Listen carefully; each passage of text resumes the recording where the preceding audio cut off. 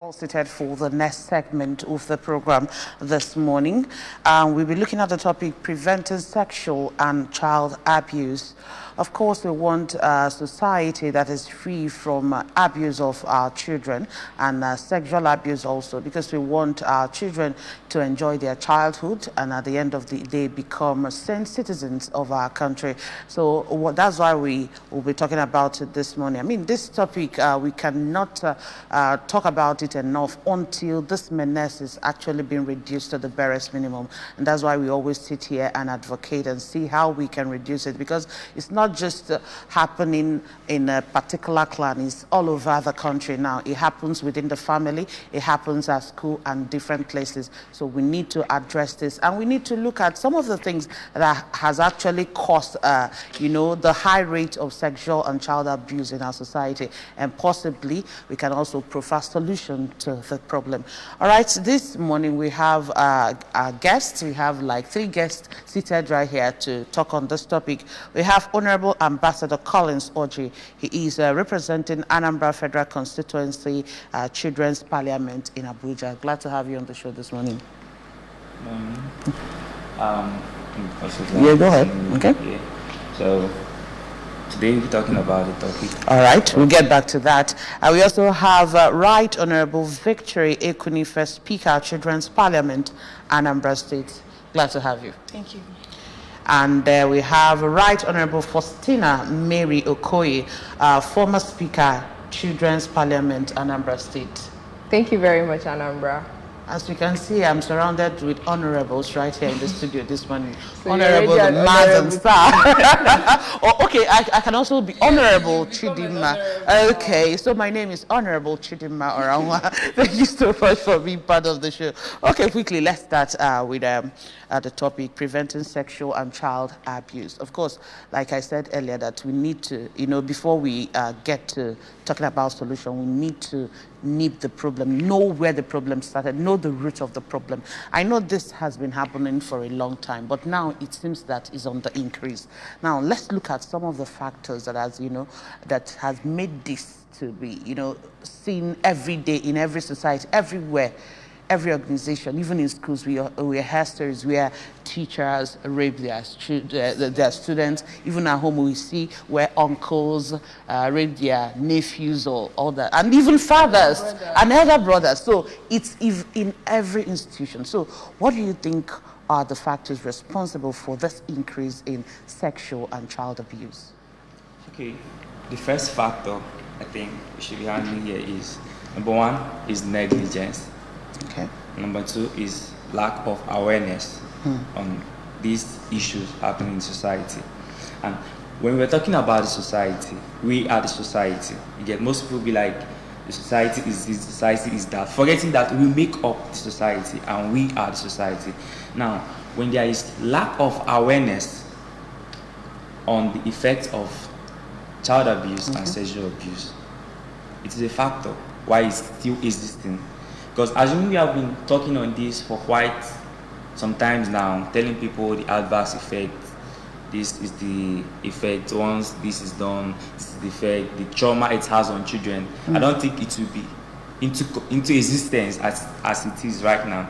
You get. Then another factor I think that causes this is how do I put it? Let me say let me say we have 3 chains in society, 3 chains that I admit to this. We have the society, we have the constitution, and we have the judiciary. Okay. I've talked about the society. So when there is a break in these 3 chains, this is where it now comes up. I've talked about society, and then let's talk about the constitution. People that violate this, there is an existing law yeah, on these issues Child that we have, abuse. this child abuse and sexual abuse. So when we neglect these laws, and judiciary that are meant to kind of interpret these laws, tell us more about it, create awareness about it and all that, are not actually functional and doing this. You see now, when we are talking about this, the police are also involved, because in the society now, a child can't even walk up to a police officer. They say police is your friend. But right now, I don't even think so. I can't even meet a police officer and be like, sir, the current issue I'm having, you see that children have that fear in them. They can't even meet the police and be like, sir, this is the issue I'm having. Can you help or do anything about it? It's not, there is these three things, they are not linked together. There is a break. So they need to come together. So I believe when these three things are able to come together, it will help curb, not even curb, it will help stop it. Stop. Okay. Get. So that's what I have to say about the factors. Okay, thank you so much for that. Let's come to you, Faustina. He made mention of lack of awareness. I mean, one will wonder, do I need to tell people the after effect of abusing your child? But the question is that some people are actually abusing children, but they don't know that they are doing so. So now, what do you say? Haven't we talked enough, or haven't we spoken to people? I mean, explain to them that, I mean, if you are doing it, at the end of the day, it might affect the development of this child. We're talking about abuse, we're talking about sexual abuse, I mean, domestic violence, sexual, all of that, yeah, exploitation on the side of the kids. So haven't we said enough for people to know that these things have adverse effects on the psychic of these young people? Why I feel that awareness is very important, because sometimes you hear when a case is brought, the perpetrator or the will be like, no, the child agreed. The child gave consent. I asked the child it was willing, it wasn't, I didn't force the child, the child agreed. You see that this level of ignorance, according to the law, it says whether with the consent of the child or without the consent of the child, because that child has no right, is not yet advanced to make such level of decisions for themselves. So as far as an adult or adolescent engaging in any form of sexual practice, molestation with any child, with or without consent, with pressuring the child, that's sexual abuse, that's sexual exploitation, and as such should be charged for it. Now, why do we need to sensitize the society, to sensitize people? Because you see that when these children grow up tomorrow, they grow into adults, most of them end up becoming sexual offenders too. Because that cycle keeps going on. They grow up with that trauma, it's in them, and it's awakens that hungry, that desire for sex too early in life. You see, most of them, they grow up being sexual workers, prostitutes, both genders. I'm not limiting it to any gender now. They tend to have this thwarted view on life. They have trauma, they are depressed. Like, they don't really, most of them don't even speak out. You won't know what they've been through. They won't tell you. It has this very degrading effect on their psychology, their mindset. You see that person no longer reasons, talks with their peers. They speak in adult language. Kind of. Okay, now we are talking about, I think we have two problems at hand now. We're talking about sexual abuse and then child abuse. Probably child labor, let's put it that way. I need us to, draw a line, and because just like I said earlier, some people might be doing something that is harmful to the child, and they will say that they don't know it's going to hurt the child, that they don't know it's an abuse and all that. So I want us to, state ways you can actually abuse a child. Okay. Yes. Okay, the topic itself is child abuse and sexual abuse. Sexual abuse still falls under the child abuse. It's just an aspect. We now have other physical abuses and all that. And let me just say abuse now, that definition. Whatever that, when being done to a child, can hurt the child or even have the ability to hurt the child in the future is an abuse. We have this kind of value, and the instances when these things come up, especially this physical abuse, is when parents take it as they want to correct their child, exactly. They want to correct their children and all that. But then, these people, okay, they will say, our parents cautioned us. Like, would I correct my child? The Bible said, spare the rod and spoil the child. That's not an excuse.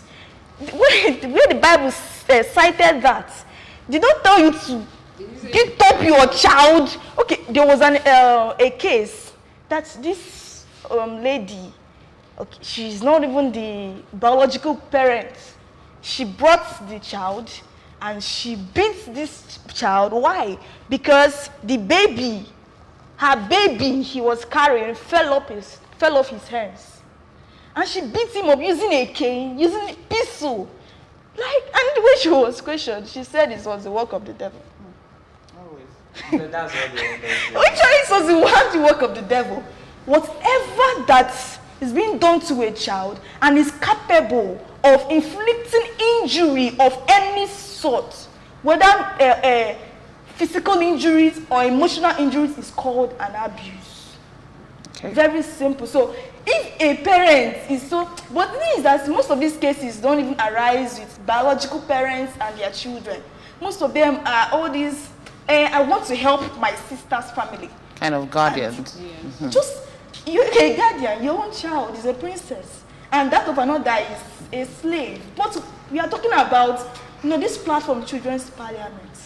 As long as this child is in Anambra State, we are to speak up for this child, whether it's your biological child or not. Anything that is capable of inflicting any kind of harm on a child is called an abuse. So, or should I even say guardians? It mustn't be physical, because when we're talking about child abuse, we're talking about physical, both psychological, sexual, and all that. Emotional, so it mustn't be physical. Thank God it's coming out from you people, because I want it to come down, because there are people that they have been abused psychologically and emotionally by their parents, because you just said about guardians, but what about parents that will keep talking down on their children, telling them that they will amount to nothing, and at the end of the day you see the person being withdrawn, the person being depressed and timid. She will be like, once she wants to make a move to get something, do something meaningful with Shala, that thing will just come. Remember, your mom said that you're not going to amount and to words nothing. are very powerful. Exactly. You cannot achieve anything in your life. Exactly. So most I times, speak on this. Most times we parents, we tend to think that we are correcting the child. Na iga bali ambako we wata na imara irapi or nagini. But then you know there are words you say and there are words you should not say. The brain of a child comes tabula rasa. So anything you say to that child, it records.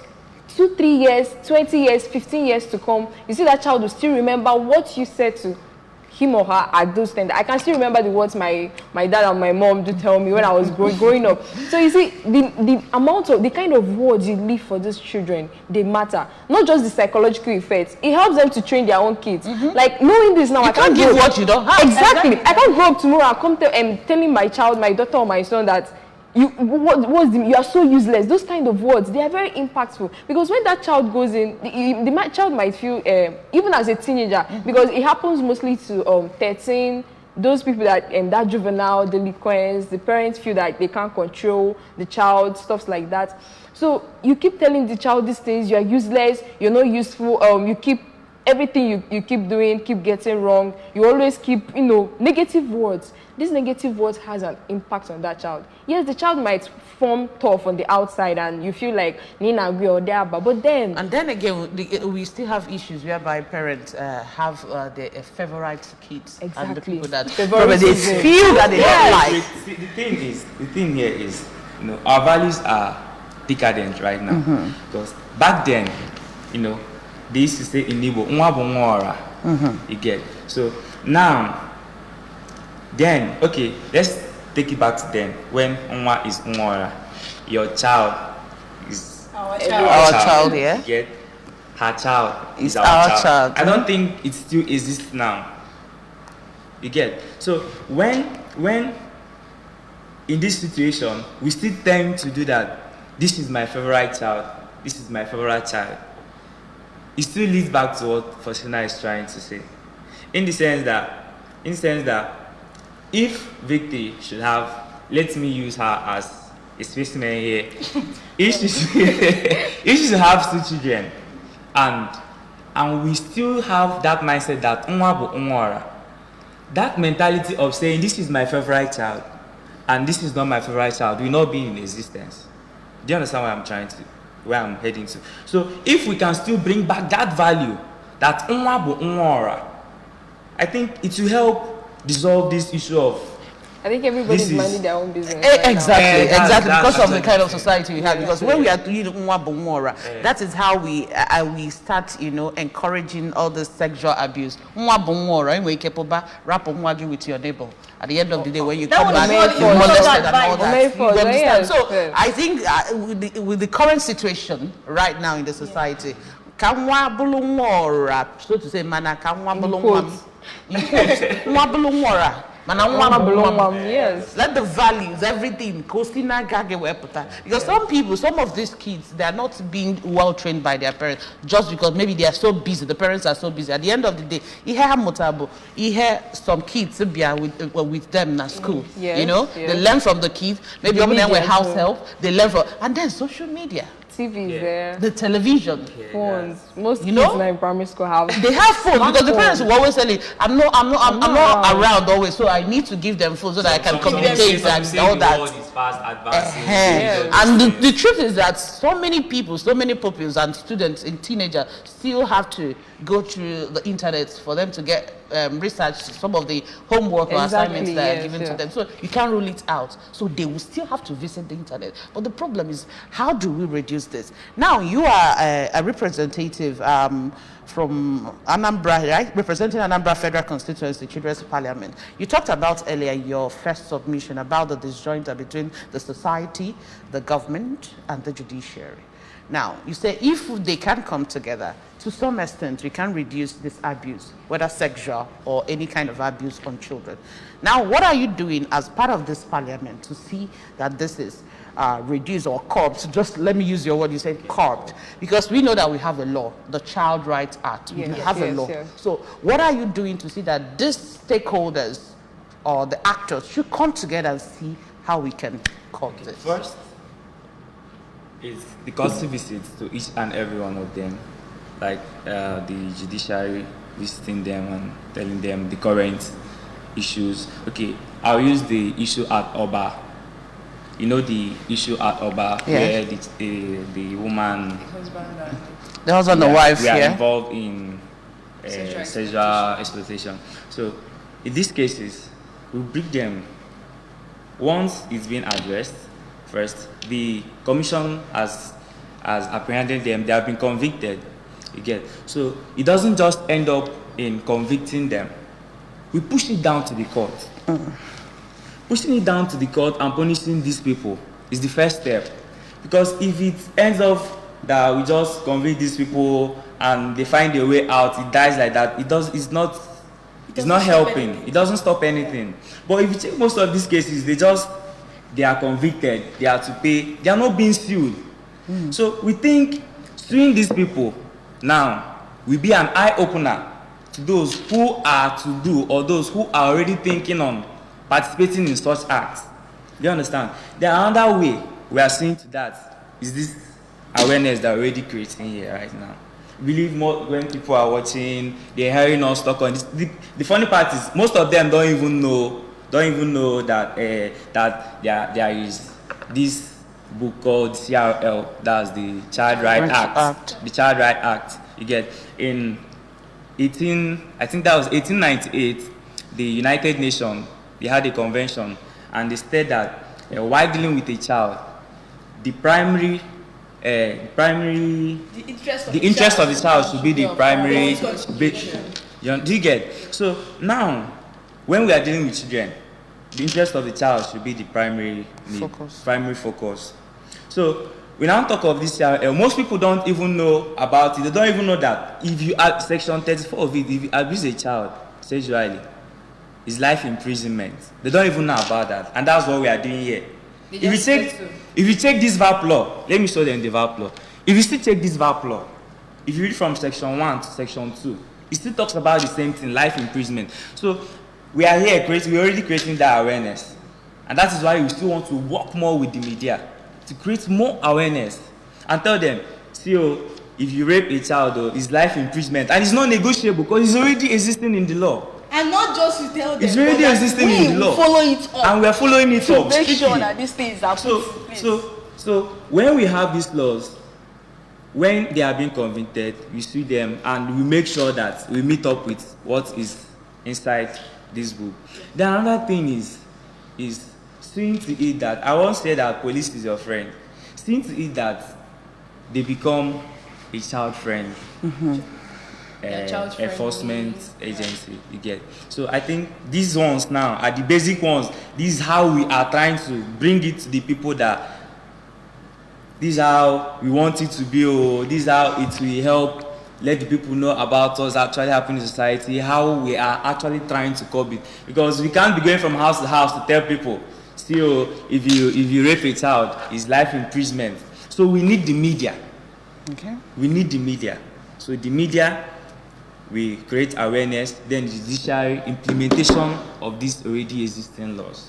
Okay. So, all right. Thank you so much for that. Now, you all, from what you said, we are talking about EU. You also mentioned that you are going to follow the case to the letter to see that justice is being served. Okay, I understand that. But what about the situation whereby the family or the victims are being threatened by the perpetrators? At the end of the day, the victim will be like, I want to withdraw my statement, that they will start changing their statement, that it didn't happen that way, it happened this way, because they are being threatened.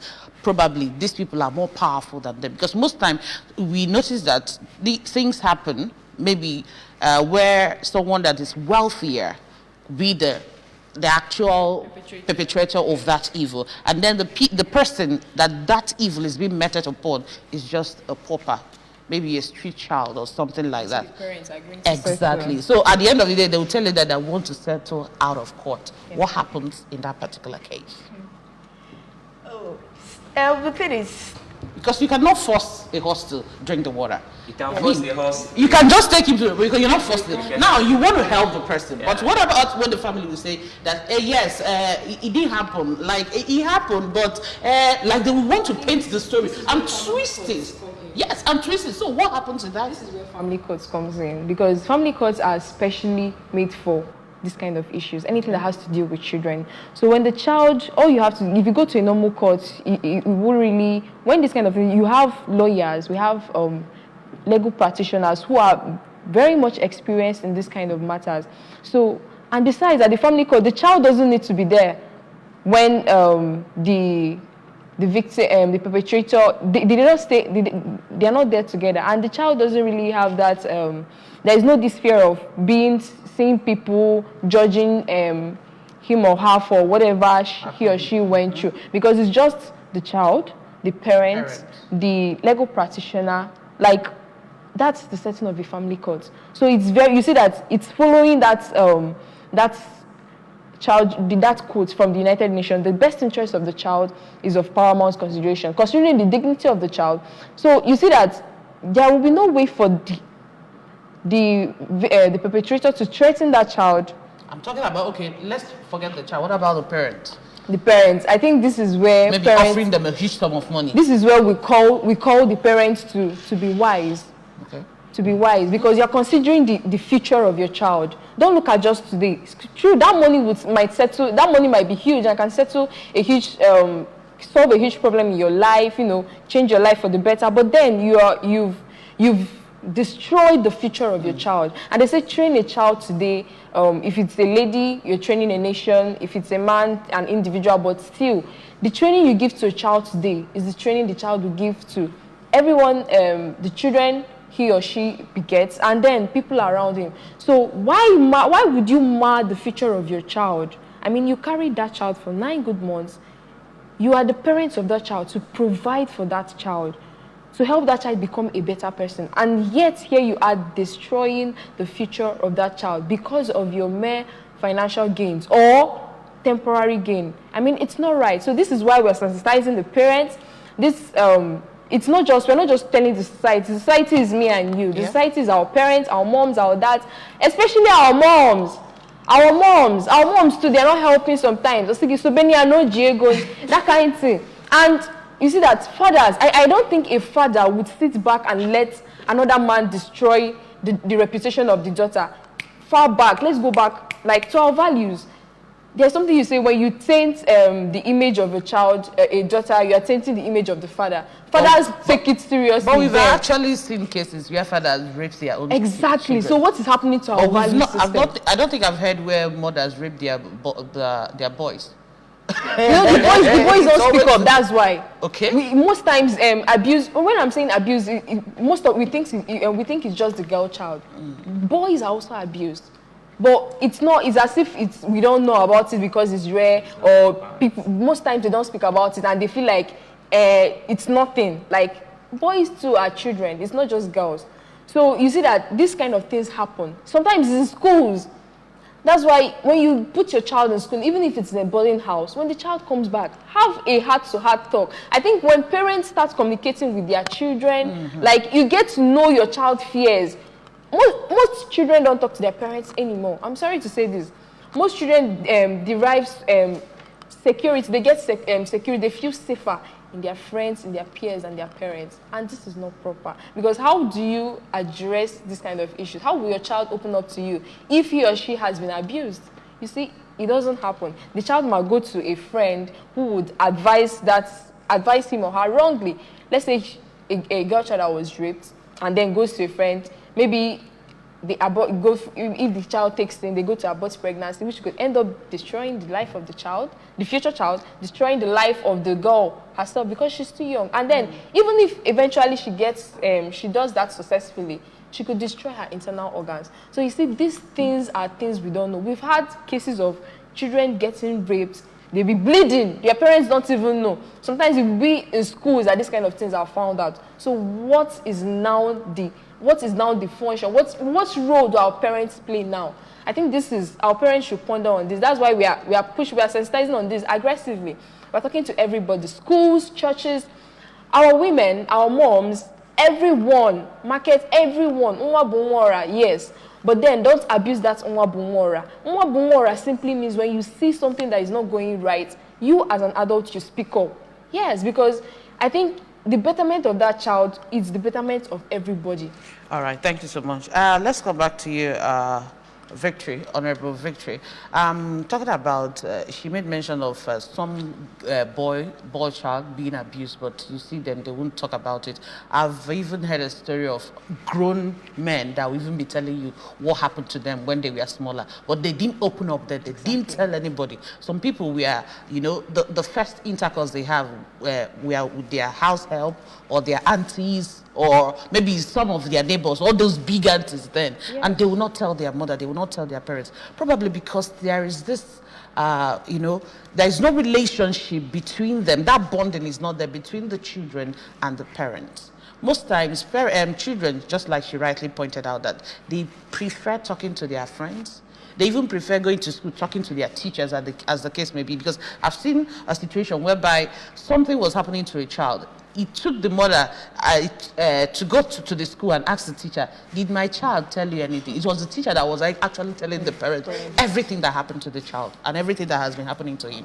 So most times, it seems like parents are not really playing their role. She said, especially mothers. But my question is, children, yeah, we know that some parents are very busy now. Maybe they will even listen to us, watch us this morning. At the end of it, they will be like, please let me go and make my money and all that. After all, I'm making the money for my children. Exactly. I want them to have the best of education. I want them to feed well, wear the best of clothes and all that. Forgetting that there is this space, there is this lacuna somewhere that you are not fulfilling what you're supposed to fulfill, your responsibility as a parent, as a mother, or as a father. But my question is, now children, because they will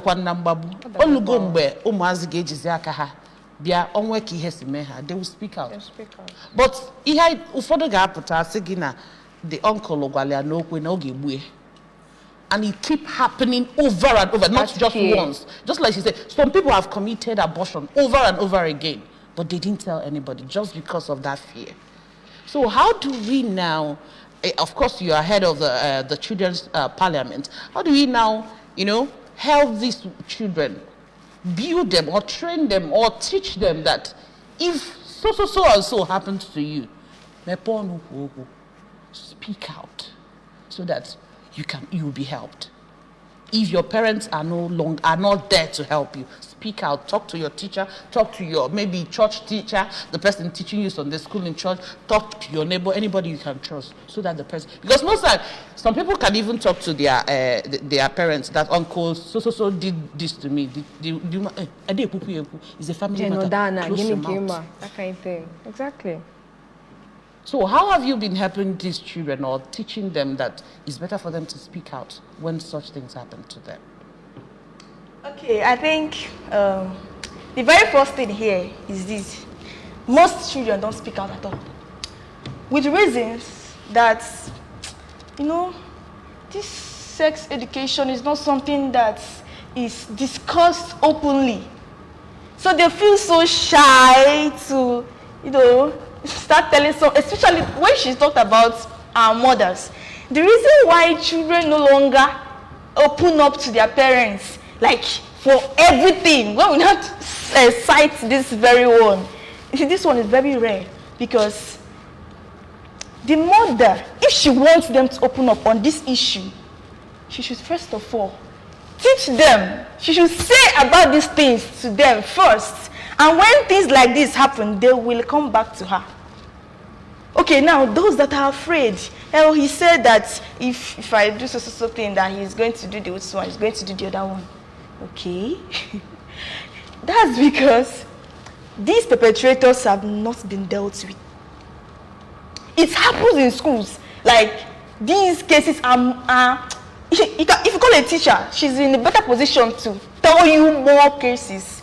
She tell you more, like, but if one of these cases arises and she's aware of it, like even before the uncle gets to know that it seems like something is already going on, the case has been taken up. When the uncle is apprehended, where will he be threatening the child?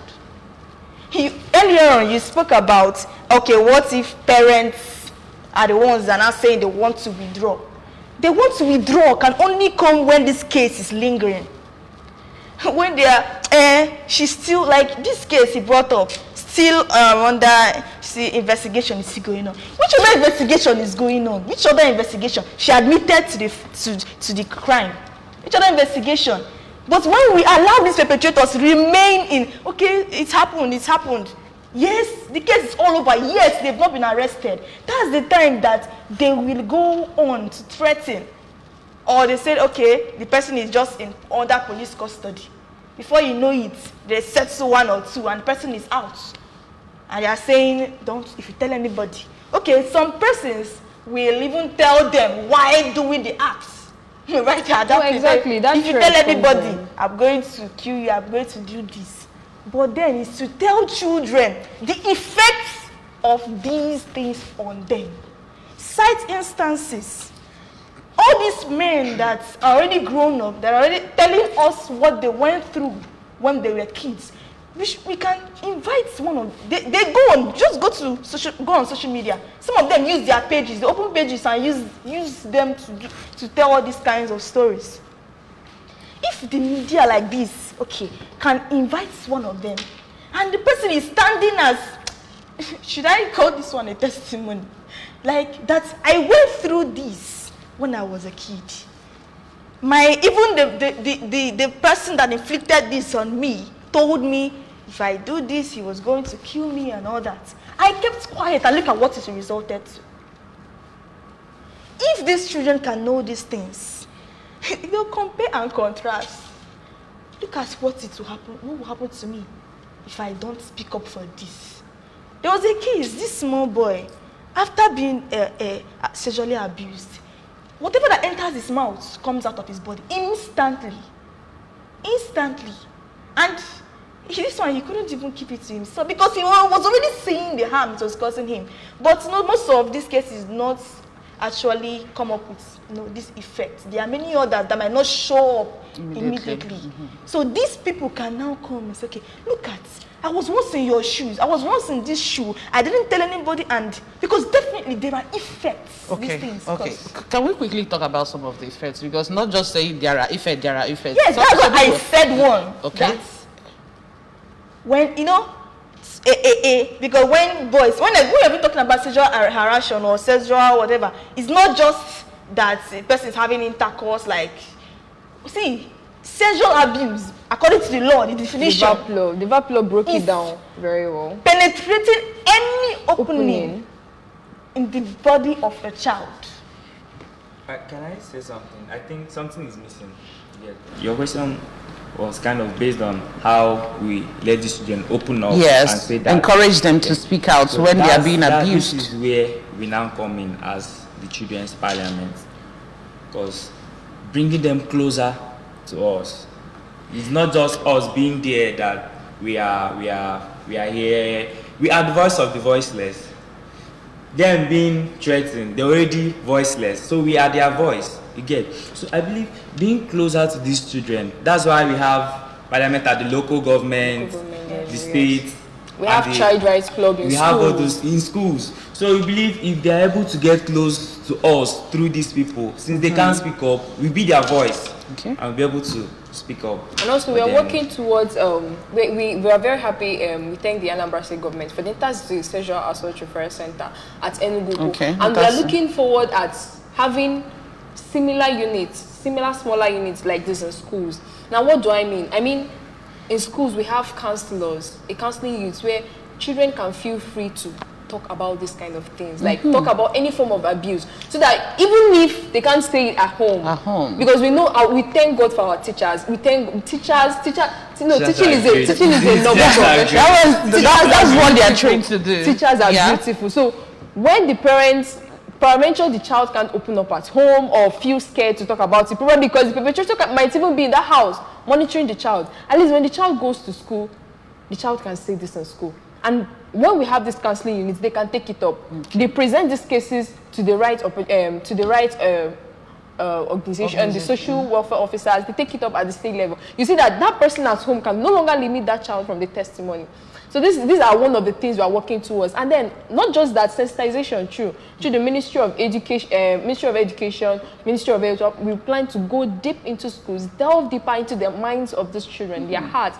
Tell them from a tender age, because most times our parents now neglect this sex education. From a tender age, tell them once you notice any penetration, any tampering with any opening at all, be it with the finger, any part of the body, as in the any part of the body that enters any opening in your body, be it the mouth, the anus, the vagina, anywhere at all, make sure you speak up. If you don't speak up, this is what happens. We want to remove that that old saying that mothers will tell their child, that kind of thing. Please tell them the right things, teach them the right things. I think when this counseling units are taken seriously in schools, also the children know this too. It's in their hearts, it's engraved in their minds. They know that once I notice even if it's not happening to me, and you speak up, tell the nearest teacher, this is what you have. Even in churches too, I think this is when truly the Umwabumwara will come to play. All right. Yeah. Okay, let me come back to you, Collins. We've talked about a whole lot now. Now we are looking for preventive measures. How do we prevent it? We've mentioned some of the preventive measures, but then again, it still boils down to the role our parents have to play, because they are the first teachers these children have. Every child has a parent, and they come from a home. They come from their different houses before they even think about going to the school. We are the teachers, will also impact knowledge and all that. So what roles should our parents play in seeing that we reduce this abuse on our kids? Okay. Roles that parents should play to see that it's being reduced. I don't know why I like using the word curb. Again. So first is there should be this existence of heart-to-heart talk with your children. In as much as you don't even have that time. But once in a while, my mom, I'll use my mom for an instance. My mom is a bee. She's as busy as. But once in a while, even if it is once in a month, you try to make out time for your children. So now, let's say you are the only person available to share the and you are not able to make out, even if it is 20 minutes, talking to this child, telling this child, I believe that once there exists this heart-to-heart talk between the mother and the children, there will be this openness. The children can always run to their mother, mommy, see. Even to this age, my siblings, my other sister, they still run to my mom if there is anything bothering them and all that, because this is how they started. This is the background my mom laid for it. So if there is this heart-to-heart talk between parents and their children, it will help. It will go a long way to help us. I have this friend that I had. He had similar case, but thank God he's okay now. He said the molestation started when he was small, from his cousin. You get, from his cousin.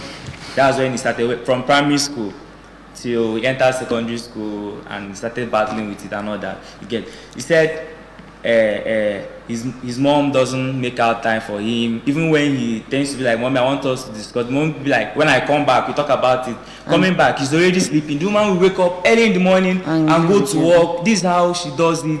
So in as much as he herself, you even see that sometimes these children have the urge to open up, but their parents are unavailable to attend to these children. So once in a while, make out time for your children, talk to your children, hear them out, ask them if there's anything bothering them.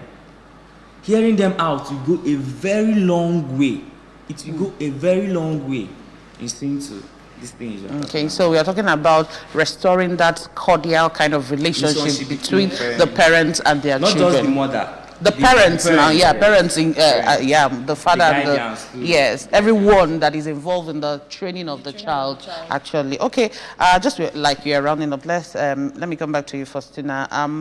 What advice do you have to give to the teaming, public when it comes to this prevention of sexual and child abuse? Because I remember this slogan that this present administration, came up with: if you see something, say something, so that something will be done at the end of the day. So what advice do you have to give to, people listening to us and everyone in the society? Because we all have a role to play when it comes to reducing this, because we have a lot of pedophiles walking about the street and they don't even care. Some people at the end of the day, they tell you it's the devil.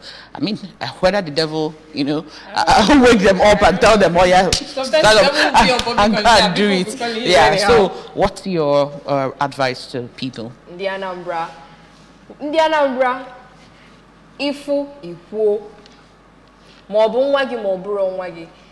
From our parents, we should really note the value of proper parenting. Parenting is not just giving birth to a child and then providing money. That's not parenting. Parenting is instilling values, that close relationship with your child, supervising, being actively involved in the child's life, the growing up. If something happens, the child can tell you. Even if the child doesn't tell you, if you're doing your parenting very well, you'll be able to notice these signs. It always comes with signs. You'll be able to notice these signs. And I'm talking about proper parenting, not just the parents. The neighbors, you see these signs. You see that a child that has been always very active, very social, is now withdrawn. Something is wrong. You go to the parents. Mama Nkechi, Mama Makanekwa, Kedifenemengwage. I think that's where our old value system.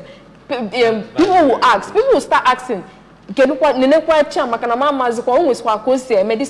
kind of things. I think when these things start happening, even in churches, you see those days, some women in the church will call you, the way you are, those kind of things. Is anything the matter? You see people opening up to strangers. I think when everybody is actively involved and knows that a child is a blessing and a child should be treated with care. Schools, our teachers should know this. In the general public, if you see something, you say something. And if you notice that a child that is very active is all of a sudden withdrawn or exhibiting some signs, some foreign signs that you've not really noticed, that's if you're actually doing your parenting very well. That's when you can notice these things. Some parents can exactly. They don't even know how their children behave. And then also, the siblings too have a role to play. The older siblings, if peradventure you notice that your parents are not, they're not really available to give, children teach children too, and children learn more from children. So as an older sister and older, so even children have a role to play. And as a child, you know this and know this. Anybody that violates you sexually in any form at all, speak up. If you cannot talk to your parents, talk to your teacher. If you cannot talk to your teacher, find someone to speak to, say it out, and make sure it's followed up. Don't be scared to say it out. We have family courts. All right, thank you so much for that. And finally, Madam Speaker, what's your advice to children, especially because he talked about the parents, she talked about the general public. Now, the children, the victims, the people that are involved. Because you are the Speaker of Children's Parliament, so. Okay, to the children of Anambra State, your parents will, or even those people that carry out these things with you, they will one day be lost. And you will still have loads of years to live as the Lord has planned for you. And it's your future that is at stake if you don't speak up. It's your future that is at stake. These abuses can shorten your lifespan. They can shorten your lifespan as a male, as a female. Don't just end up keeping it to yourself. Or some friends are even the ones telling, okay, you said your father does this thing to you. Don't tell anybody, or they will start seeing you some. Exactly. Please, whatever way they will see you is just for the meantime. It's just for the meantime. But we're not telling you to start announcing. Yes, go to your teacher. Yes, you are in school. Or even those that are out of school. Look for an elderly person. Say, look at, please, I need help. Don't keep it to yourself. If you keep it to yourself, you just keep on dying slowly. You keep on dying slowly. All right. You want to add something? Yes. Okay, let's quickly before we go. Umazi Anambra, I want to use this opportunity and thank Dr. Noye Soludo and Mrs. Ifi Obunabo. They have tried. They are really doing a very good job in seeing to the cases of child abuse and sexual abuse we have been having. So we want to say a very big thank you to them on behalf of Umazi Anambra. And please, Umazi Anambra, we are always available to see you through in any way we can. Thank you. All right. I want to say a very big thank you to you for coming this morning. Honorable Ambassador Collins Oji, representing Anambra Federal Constituency, Children's Parliament in Abuja. Thank you for being here. Thank you very much. And then Right Honorable Victory Ekwurife, Speaker, Children's Parliament, Anambra State. It's a pleasure having you. Thank you. And Right Honorable Faustina Mary Okoye, the former Speaker of Children's Parliament. I don't know why you're not carrying the here. Thank you so much for being here. Thank you, Indianambra. Stop sexual abuse. Speak out if you notice that. I remember that when that word was trending, so it's okay. Speak out. Yes, if you so see something, say say something. something. That is the slogan. We want to say a very big thank you to the Anambra State government. We thank the wife of the governor. We thank the Commissioner for Women and Children Affairs. We want to say a very big thank you because they have been actively involved in seeing that this particular menace is being brought or curbed or brought back down to the barest minimum. Thank you so much. Thank you so much, Anambra State government, for domesticating the VAP law and also the Child Rights Act. I want to say a very big thank you. And to the rest of the public, please, let's all put our hands together and see how we can train our children. If you can, in any way you can help a child that is passing through this kind of, danger, please try as much as possible to be of help to them. I want to say a very big thank you to everyone that watched us this morning from anywhere you are. We wish you a wonderful weekend. My name is Chidimma Oranwa. See you again next week. Bye for now.